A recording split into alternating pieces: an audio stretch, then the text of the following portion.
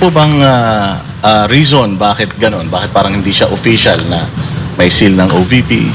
O kasi yung declaration ko na tatakbo akong Pangulo ng Pilipinas, wala naman kasing kinalaman yun sa Office of the Vice President.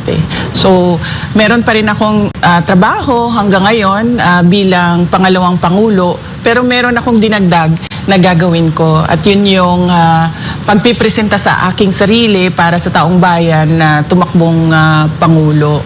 Kaya pinatanggal ko yung seal at yung flag ng Office of the Vice President. Yung itim naman ay kulay ng protesta.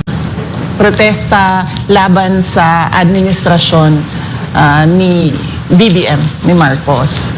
So yun yung kulay na napili namin noong 2025, noong tumakbo yung mga senators ng PDP laban. Napili ni Senator Amy Marcos din, itim, dahil yun yung nararamdaman ko nagluluksa dahil bakit umabot na sa ganito yung bayan natin, and nagluluksa dahil napakadilim noong nakikita kong kinabukasan natin sa administrasyon ni BBM.